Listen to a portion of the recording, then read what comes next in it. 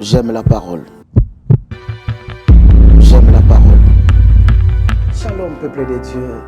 Je suis vraiment dans la joie quand je sais que je vais vous retrouver. Que Dieu vous bénisse pour ces nouveaux numéros. J'aime la parole. Prions. Seigneur, merci pour ton amour. Merci pour ta faveur et merci pour ta grâce. Je te bénis et je recommande ce moment entre tes sentiments. Viens nous aider. Au nom de Jésus, j'ai ainsi prié. Amen. Bien-aimés dans le Seigneur, nous sommes en train de continuer notre texte que nous sommes en train de lire dans Esther chapitre 1 du 10e au 22e verset. Méditez cela, c'est une belle histoire, ça vous aidera bien-aimés dans beaucoup de choses. C'est là où nous sommes en train de parler sur les caractère. Je suis en train de parler sur les caractères, les comportements, bien-aimés dans le Seigneur, comme source de beaucoup de choses. J'avais dit, bien-aimés dans le Seigneur, les comportements caractérisent l'ensemble des réactions adoptées par une personne. Ses attitudes, sa manière d'être, sa manière de vivre, tout ça, ça fait partie du comportement de quelqu'un. Alors, bien-aimés, je vais lire les textes d'abord avant d'expliquer aujourd'hui. Le 7e jour, je commence par le 10e verset dans le livre d'Esther chapitre 1. Le 7e jour, comme le cœur du roi était réjoui par le vin, il ordonna à Meyoum, à Bizta, Arbona, Bigta, Abagata, Zéphar et Skarkas, les 7 eunuques qui servaient devant le roi, d'amener en sa présence la reine Vachi avec la couronne royale pour montrer sa beauté au peuple et aux grands, car elle était belle de figure. Mais la reine Vachi refusa de venir quand elle reçut par les eunuques l'ordre du roi. Et le roi fut très irrité, il fit afflammer de colère. Écoutez, bien-aimés dans le Seigneur, ça fait un temps, je suis en train de vous parler de la beauté et la bonté, les comportements. Bien-aimés, cette femme Vachi, elle était aimée par son mari, mais son comportement n'a pas permis que son mari puisse la garder comme la reine toujours. Écoutez très bien, bien-aimés dans le Seigneur, la Bible nous parle que cette femme a été déclassée juste parce qu'elle était belle, mais elle avait un mauvais comportement. La beauté ne suffit pas pour devenir au trône. La beauté ne suffit pas pour être une bonne personne. Écoutez, lorsque la Bible parle de Saoul, la Bible parle d'un homme, d'un jeune homme qui est beau. Il avait de beaux yeux, mais curieusement, bien-aimé dans le Seigneur, il était méchant. Vous savez, sa fin, il était oint par Dieu, mais à cause de sa méchanceté, il a fini sa course dans la maison d'une voyante, d'un féticheur, bien-aimé dans le Seigneur. Parce que son comportement, c'est ça. Dieu ne base pas son choix de l'extérieur seulement. Dieu base son choix de l'intérieur. Mais nous basons notre choix de l'extérieur. Bien aimé, peut-être il y avait aussi des bonnes femmes ce jour-là. Mais le roi avait fait le choix de la reine Vachi en ignorant ce qui était dans son intérieur. Voilà pourquoi je suis en train de vous dire que c'est très compliqué de ne pas bien aimer dans le Seigneur, de ne pas faire un bon choix. Écoutez, aujourd'hui je vais vous ajouter, l'émission précédente, je vous avais dit que la beauté est vaine dans Proverbes chapitre 31 verset 30. La grâce est trompeuse, la beauté est vaine.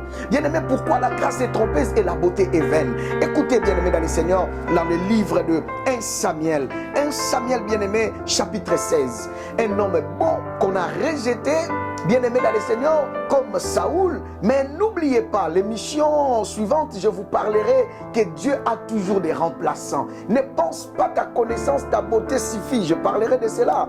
Écoutez, bien aimé dans le Seigneur, la Bible dit que Saoul a été rejeté. Et quand Saoul fut rejeté, Dieu a choisi une autre personne dans la maison de Isaïe.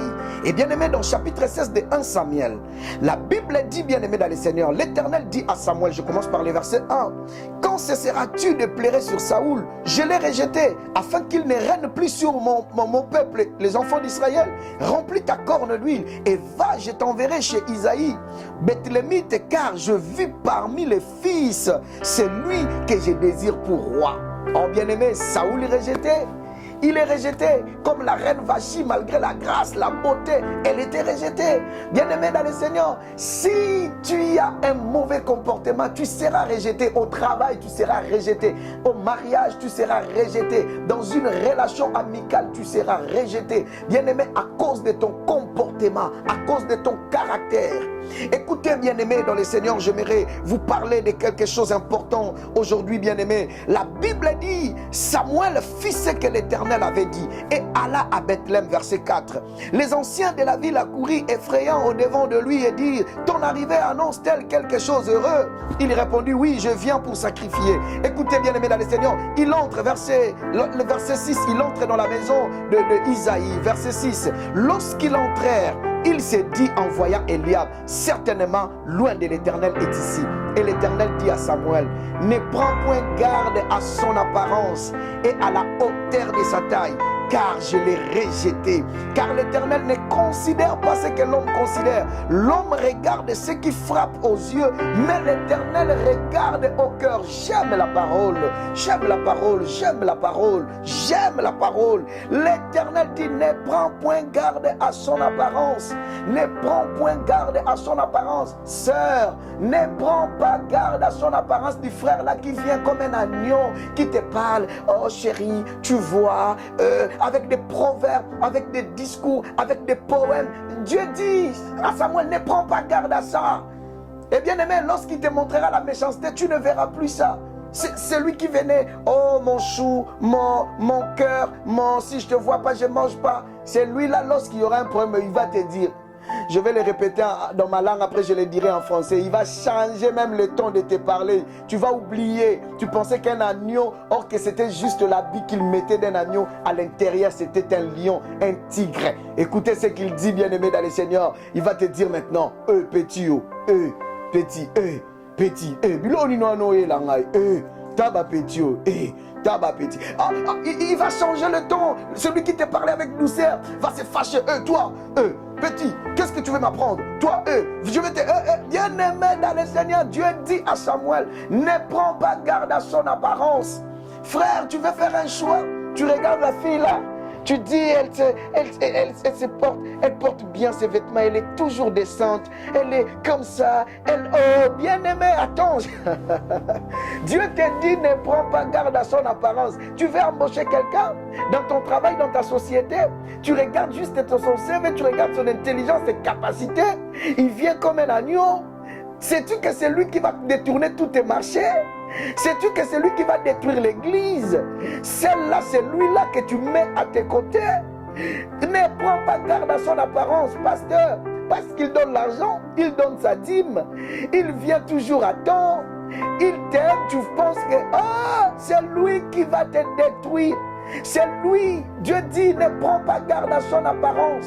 Ne prends pas garde à son apparence. Bien-aimé, avant de faire tout un choix, on n'a pas seulement besoin de la beauté, on a aussi besoin de la bonté, parce que l'extérieur ne compte pas trop dans une relation, mais l'intérieur, bien-aimé, l'intérieur.